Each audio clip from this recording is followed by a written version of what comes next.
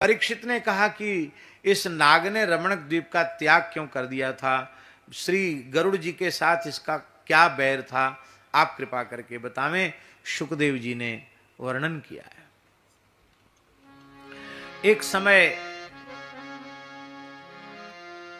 सर्पों ने पंचायत की, रमणक द्वीप सर्पों का द्वीप है, उन्होंने पंचायत की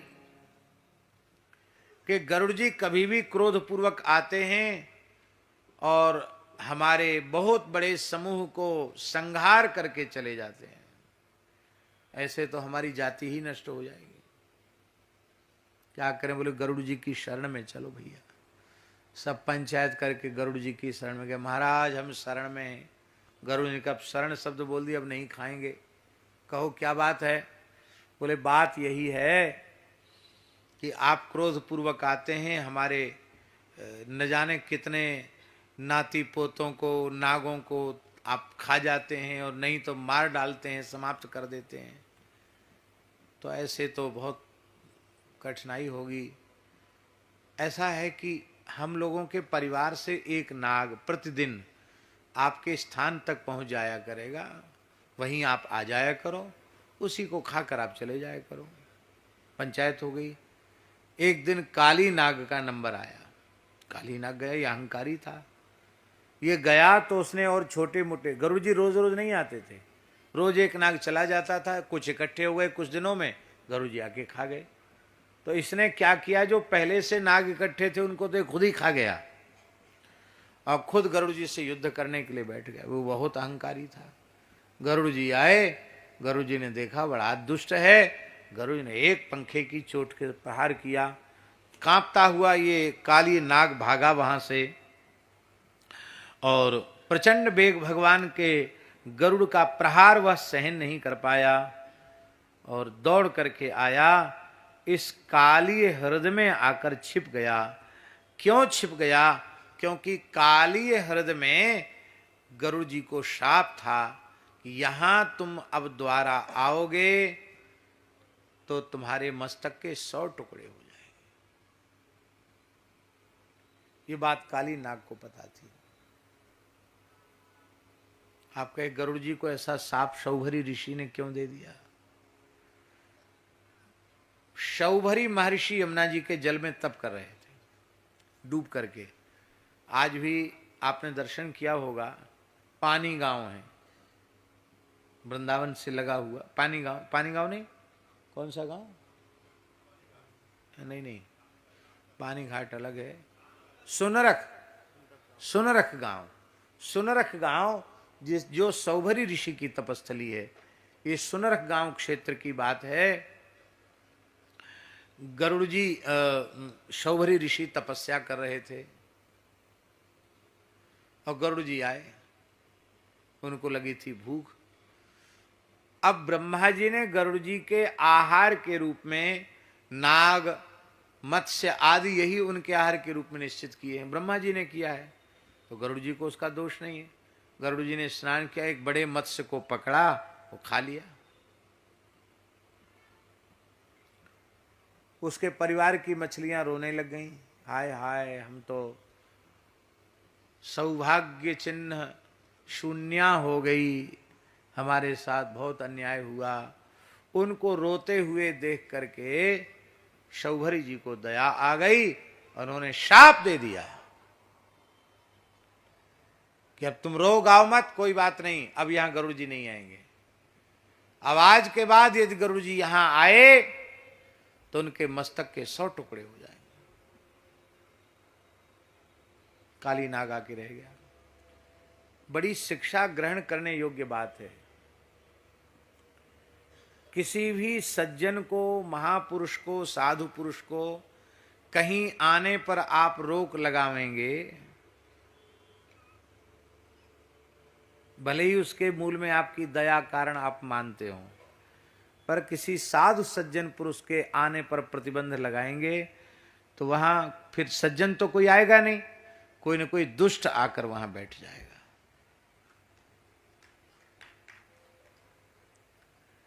दया बसात ही शौभरी ने श्राप दिया था, क्या वे मछलियों की रक्षा कर पाए? काली नाग के विष के प्रभाव से असंख्यों मछलियां मर गईं, कछुए मर गए, घास तक नहीं रही, आकाश से उड़ते हुए पक्षी मर के गिर जाते थे। एक मत्स्य को गरुड़ जी ने खा लिया, उसके ऊपर इतनी दया आ गई बाबा जी को, और उन्होंने गरुड़ जी को शाप दे दिया। क्या जीव रक्षा हो पाई? असंख्यों जीव काली के विष से मारे गए। कितनी गायें मर गई, आपने सुना? ग्वाल वाल मर गए, भगवान ने उनको पुनः जीवित किया। गरुड़ जी का तो आना बंद हो गया, दुष्ट आ गया। आपकी दुश्मनाई भी किसी सज्जन व्यक्ति से हो तो भी आप उसके आने पर कभी प्रतिबंध मत लगाओ। हाथ जोड़कर यही कहो, सदा रहो पुर आवत जाता। आप आते रहिए, आप आएंगे तो कोई दुष्ट यहां नहीं आएगा, और नहीं तो कोई ना कोई दुष्ट आकर जम जाएगा।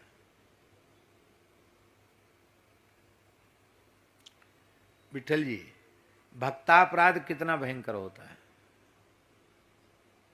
गरुड़ जी भक्त हैं, भगवत पार्षद हैं, उनका अपराध महर्षि शौवरी से बना, उसका परिणाम क्या हुआ? उसका परिणाम यह हुआ कि उसी यमुना जी के जल में शौवरी महर्षि डूबकर तप कर रहे थे, और उन्होंने एक महामत्स्य का मछलियों के साथ विहार देखा। मन में सोचने लगे, अरे देखो, हमने तो ये जीवन ऐसे ही तपस्या करके सुखा डाला, गृहस्थियों को भी बड़ी मौज है, देखो ये भोग योनि में पड़ा हुआ मत्स्य है, पर मछलियों के साथ रमण करके कितना आनंदित हो रहा है। अरे हम तो ऐसी बुढ़ापा आ गया, हमारी तो ऐसी जिंदगी बीत गई, बेकार चली गई जिंदगी। ये मन में आया। तपस्वी के मन में ये आना चाहिए, उसके मन में ये आना चाहिए था, तपस्वी के मन में, कि अरे भगवान की कितनी करुणा है, ये भोगियों में पड़े हुए जीव जिस क्रिया में सुख मानते हैं, भगवान ने मुझे उससे मुक्त रखा। ये नहीं आया भाव, उल्टा भाव आ गया। और चले गए मानधाता के पास। चक्रवर्ती सम्राट सूर्यवंशी नरेश मानधाता के पास चले गए। महाराज कैसे आए? बोले तपस्या तो भाई पूरी, अब ब्याह करने की इच्छा है, ब्याह करेंगे। यहां क्यों पधारे? अरे बोले आपके 50 लड़की हैं, एक हमको दे दो। अब मानधाता का मुंह सूख गया। मानधाता बड़े ब्राह्मण भक्त थे, सूर्यवंशी नरेश थे, लेकिन उनके मन में आया कि मेरी 50 पुत्री हैं, पुत्रियां हैं, सब अत्यंत सुंदरी हैं, खिले हुए नील कमल की सुगंध उनके शरीर से निकलती है, वो सामान्य कन्याएं, दिव्य कन्याएं हैं, पर जिस कन्या का विवाह मैं इनके साथ करूंगी, वही कन्या जीवन भर हमको कोसेगी कि पिताजी का मैंने कौन सा ऐसा अपकार कर दिया जो पिताजी ने इस अकिंचन एक लंगोटी वाले इस तपोधन वृद्ध ऋषि के साथ मेरा विवाह कर दिया। पिता माता को सदा यह स्मरण रखना चाहिए कि हम अपनी बेटी का विवाह ऐसे घर में करें जहां पहुंच करके बेटी अपने पिता माता का मंगल कुशल का चिंतन करे। मेरे पिताजी कितने अच्छे हैं, मुझे तो ऐसा लगा ही नहीं कि मैं अपने घर से कहीं दूसरे घर में आई। मुझे लगता है कि अब हमारे दो दो माता पिता हो गए, एक सास ससुर माता पिता और एक मैं जहाँ पैदा हुई थी वो माता पिता। फिर माँ पूछती है, कहो पुत्री ठीक तो हो वहाँ? वो कहती है, माँ आप बुरा मत मानना, आप जितना लाड़ प्यार बचपन में करती थी उससे 100 गुना लाड़ प्यार मेरी सास करती है, मेरे ससुर जी करते हैं। भले ही 100 गुना न करती हो, पर यह सुन के लड़की की माँ को कितनी खुशी होती है, मेरी बेटी बहुत अच्छे घर गई। यह संसार की स्थिति है।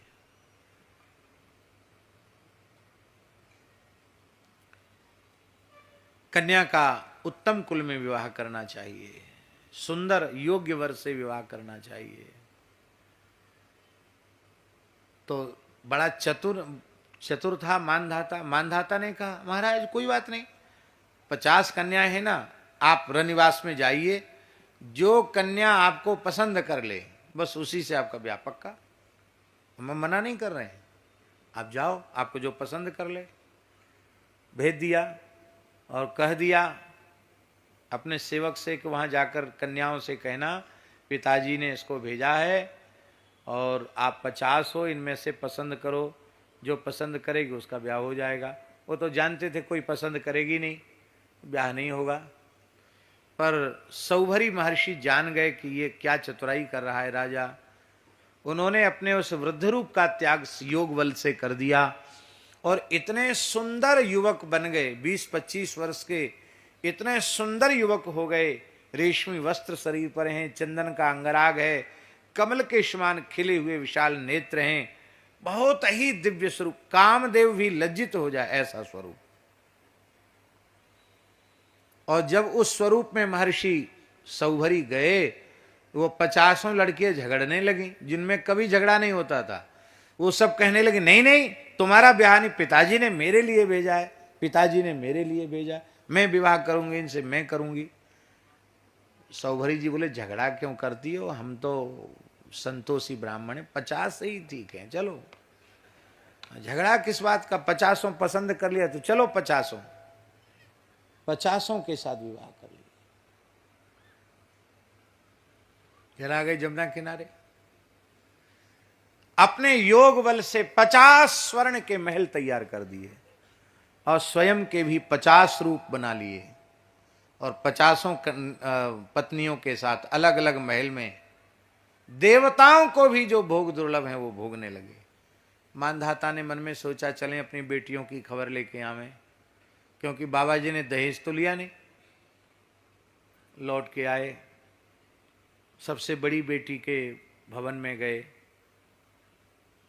उसने प्रणाम किया, बोले पिताजी ने पूछा कहो बेटी कैसी हो। बोले महाराज बुरा मत मानना, आप मेरे पिताजी हैं, आप सप्तद्वीपवती पृथ्वी के एक छत्र सम्राट हैं, पर ऐसे रत्न, ऐसा वैभव, ऐसा स्वर्ण निर्मित महल आपके पास भी नहीं है जो महर्षि ने अपने तपोबल से प्रकट किया है। मैं बहुत सुखी हूं, इंद्राणी को भी वो सुख इंद्रलोक में नहीं है जो मुझे इन महर्षि की सेवा में है। पर क्या करें पिताजी, एक बात से मैं दिन रात दुखी रहती हूँ। कहा कौन सी बात। बोले ये 24 घंटे यहीं बने रहते, बाहर जाते ही नहीं, तो मेरी 49 महीनों का क्या हो रहा होगा, तो किसी की खबर ही नहीं लेते हैं। डर के मारे इनसे हम बोल भी नहीं सकते कि आप वहाँ क्यों नहीं जाते हैं या उनको यहाँ क्यों नहीं बुलाते हैं। अरे बोले ये तो बड़ा अनर्थ है। तुरंत वहाँ से गए, दूसरे महल में गए, दूसरी लड़की ने भी यही कहा और तो सब बात का सुख है, और 49 के यहाँ ये नहीं जाते, यहीं रह जाते हैं। तो 50 भवनों में उनको देखा, 50 लड़कियों ने एक ही शिकायत की। तब समझ में आया कि अरे 5000 संतान हुई सौभरी की। कितनी? 50 से 5000, बड़ा नाती पोतों का पूरा कुनबा हो गया, बड़ा खानदान हो गया। और अंत में उन्होंने पश्चाताप किया, संगम त्यजेत मिथुन व्रतिनाम मुमुक्षु। जो संसार चक्र से छूटने वाला है ऐसा मुमुक्षु पुरुष, मिथुन धर्मी, दाम्पत्य भाव से जीवन बिताने वाले व्यक्ति, उनका संग न करे। संगम त्यजेत मिथुन व्यतनाम मुमुक्षु, मनुष्यों का संग न करे, ऐसे पशु पक्षियों का भी संग न करे। मेरे जैसे महान तेजस्वी ऋषि का ब्रह्म तेज नष्ट हो गया, मेरी तपस्या नष्ट हो गई। ये किसका फल था? ये गरुड़ जी के अपमान का फल था। चाहे जितना बड़ा हो जाए, वैष्णव का, संत का, हरिभक्त का अपमान होगा, उसका परिणाम तो भोगना पड़ेगा। यद्यपि महर्षि सौभरी हैं, वो अपने सब कुछ त्याग कर उन्होंने संन्यास लिया और फिर योग बल से देह त्याग कर भगवान के धाम को गए। उनका कुछ बुरा नहीं हुआ, लेकिन इतने समय अंतराल आया कि नहीं आया। अब काली नाग को होश आ गया। काली नाग ने भगवान की स्तुति आरंभ की। बड़ी प्यारी स्तुति है। यद्यपि केवल 4 ही श्लोक हैं इस स्तुति के, केवल 4 श्लोक, पर बड़ी विलक्षण स्तुति है। स्तुति में प्रायः स्तुत्य का गुणगान होता है। विठल जी जिसकी हम स्तुति करते हैं उसका गुणगान करते हैं, लेकिन ये ऐसी विचित्र स्तुति है जिसमें वो भगवान का गुणगान नहीं कर रहा है, अपने दोषों का वर्णन कर रहा है और सारा दोष भगवान पर मढ़ रहा है, फिर भी भगवान इस पर प्रसन्न हो गए। आप कहेंगे ऐसी क्या विशेषता है इसकी स्तुति में जो भगवान इस पर इतने राजी हो गए। महाराज जी ये 4 श्लोकों में भगवान की स्तुति करता है और भगवान 4.5 श्लोकों में इससे बातचीत कर रहे हैं। स्तुति 4 श्लोकों की है और भगवान का वक्तव्य 4.5 श्लोकों में। ऐसी कौन सी बात है जिस पर ठाकुर जी इतने रीझ गए।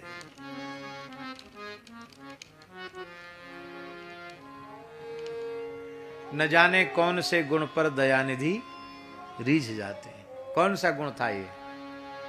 काली नाग का सबसे बड़ा गुण है कि उसने भगवान के सामने कोई छल कपट नहीं रखा, अपने आप को खोल कर रख दिया भगवान के सामने।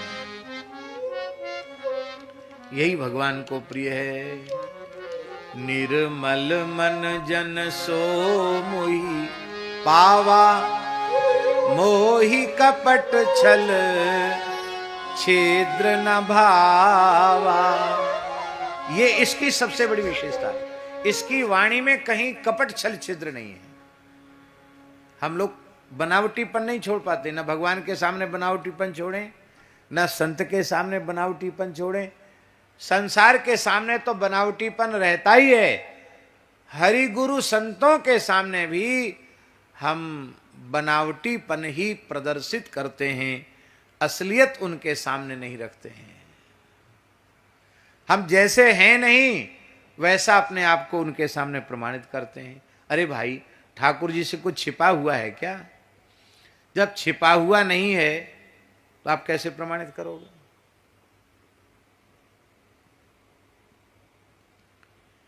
ऊंची कक्षा पर पहुंचे हुए जो जीव होते हैं उनके भी दृष्टि के सामने कुछ भी। अब ध्यान से सुने काली नाग की स्तुति। काली नाग क्या कह रहा है? कालिय उवाच वयं खला सहोत्पत्त्या तामसा दीर्घमन्यवः स्वभावो दुस्त्यजो नाथ लोकानां यद सद्ग्रह।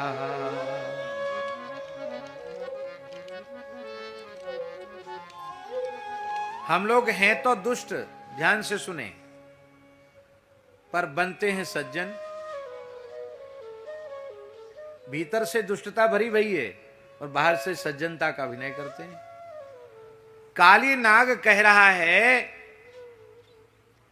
कि महाराज हम सज्जन नहीं हैं, वयम खला, हम खल हैं, दुष्ट हैं।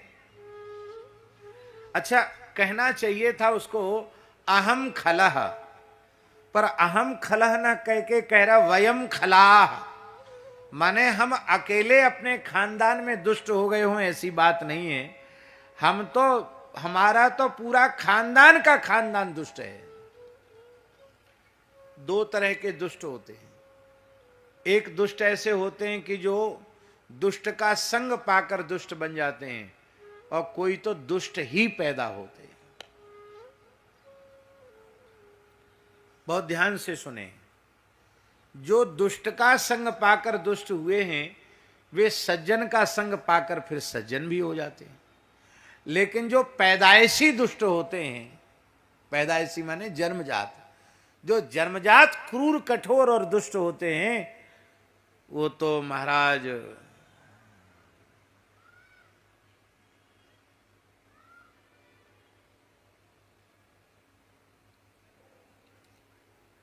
कहीं चले जाएं, उनमें सुधार नहीं होता है। फूलई फरई न बेत जदपि सुधा बरसही जलद, मूर्ख हृदय न चेत जो गुरु मिलहि विरिंची। उनमें परिवर्तन नहीं होता।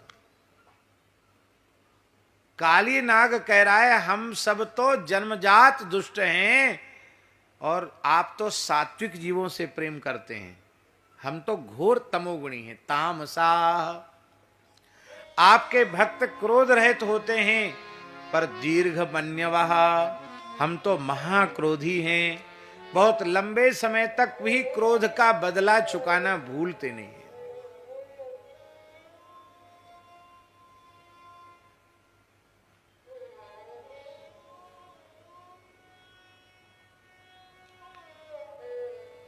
श्री रामानंदाचार्य जी का एक शिष्य हुआ ब्राह्मण, उनके चरित्र में आता है।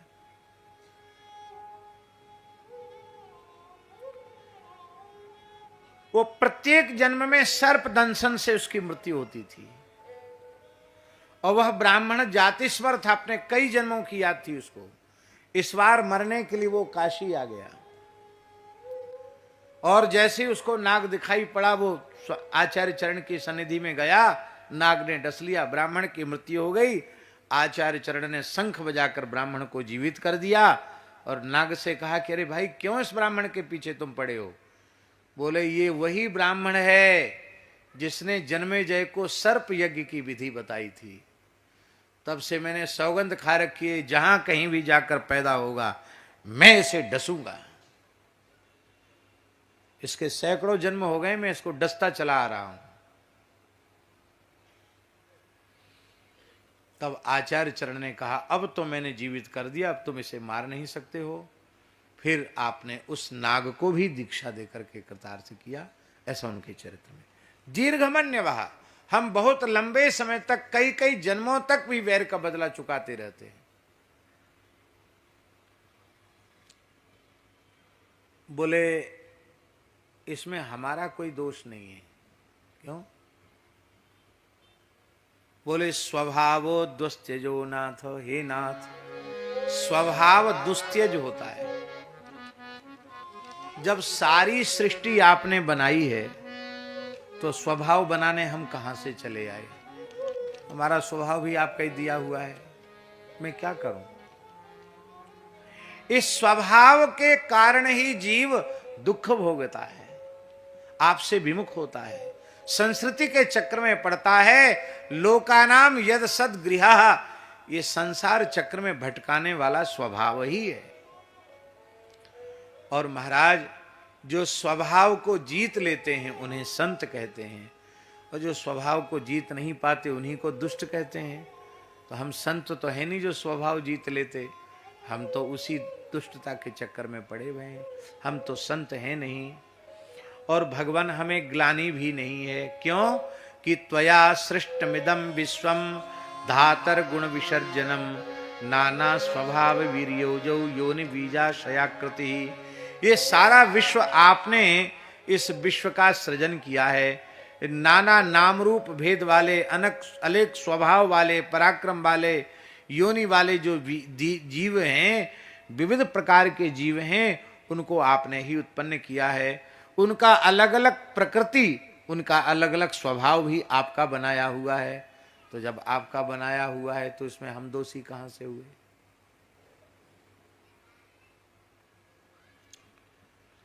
और भगवान तुम कहो कि नहीं, तुमको अपने स्वभाव को सुधारना चाहिए, तो वयम तत्र च भगवान सर्पा जात्युरुमन्नवः, हम सज्जन साधु महात्मा नहीं हैं, हम तो सर्प हैं और हम तो क्रोधी स्वभाव के होते ही हैं। कथम त्यजामस्त्वन्मायाम दुश्चजाम मोहिता स्वयं। हे भगवान, आपकी माया को बड़े बड़े योगींद्र महामुनीन्द्र भी जीत नहीं पाते हैं, हम तो दुष्ट हैं, हम आपकी माया को कैसे जीत लें? हम तो आपकी माया में मोहित हो रहे हैं। हे भगवान, सारे जगत के कारण आप हैं, तो हमारे इस दुष्ट स्वभाव के कारण भी आप हैं। पर फिर भी आपको हमें अपनाना पड़ेगा।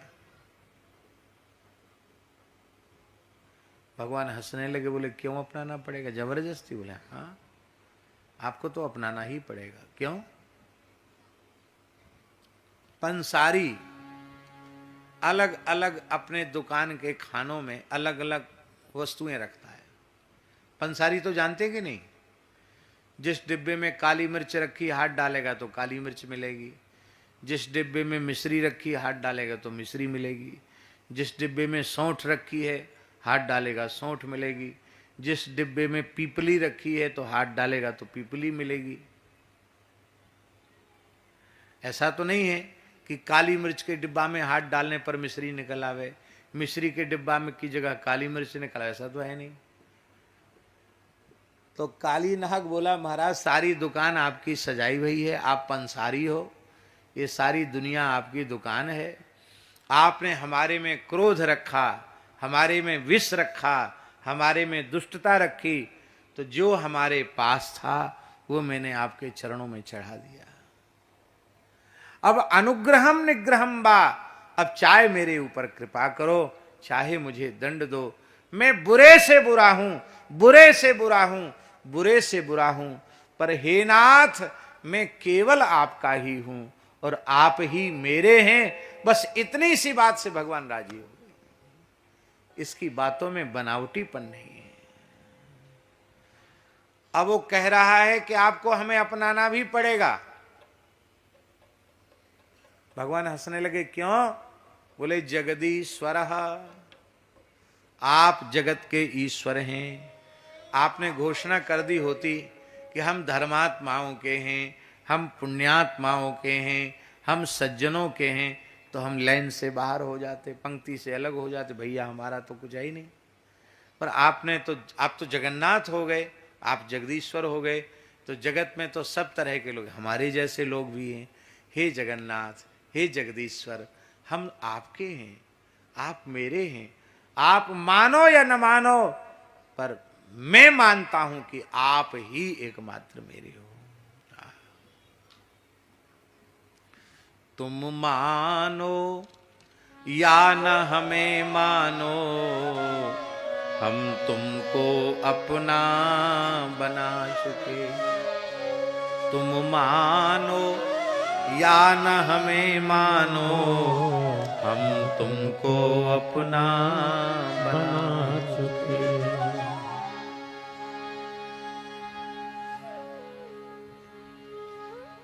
भगवान प्रसन्न हो गए। भगवान ने कहा, कालिय जाओ, तुम समुद्र में चले जाओ, रमणक द्वीप चले जाओ। जो हमारा तुम्हारा स्मरण करेंगे उनको नाग दंशन से भय नहीं रहेगा। जो इस काली हृदय में आकर देवताओं का, पितरों का तर्पण करेंगे, वे संपूर्ण पापों से मुक्त हो जाएंगे। तो काली दह में स्नान की बड़ी महिमा है। काली नाग ने कहा, महाराज आपका वाहन गरुड़ मेरा भक्षण कर जाएगा। तब भगवान ने कहा, नाद्यान मदपाद लांछितम, मदपाद लांछितम न अद्यात। मेरे चरणों के चिन्ह से युक्त होने के कारण अब गरुड़ तेरा भक्षण नहीं करेंगे। गरुड़ तोरे तुझे अपने हृदय से लगाएंगे। गरुड़ जी का एक ध्यान प्रसिद्ध है पुराणों में, जिसमें एक नाग को गरुड़ जी अपनी छाती से लगाए हुए हैं। वो नाग कौन है? वो वही काली नाग है जिसके फणों पर भगवान ने नृत्य किया। अर्थात जो स्वाभाविक शत्रु है गरुड़ जी का, आज वह भी प्रिय हो गया, क्योंकि भगवान के चरण कमल उसके मस्तक पर पड़ गए। इस नाग ने और नाग पत्नियों ने भगवान को दिव्य वस्त्र धारण कराए, मणियों के हार धारण कराए और दिव्य चंदन का लेप किया। कमल की सुंदर माला भगवान को धारण कराई। पूजयित्वा जगन्नाथम प्रसाद्य गरुड़ध्वजम ततः प्रीतोभ्यनुज्ञातः परिक्रम्याभिवंद्यतम। भगवान जगन्नाथ गरुड़ध्वज का पूजन करके, उनकी आज्ञा पा करके, उनकी परिक्रमा करके, और वह अपने इष्ट मित्रों के सहित, परिवार के सहित रमणक द्वीप चला गया। बोलो भक्तवत्सल भगवान की।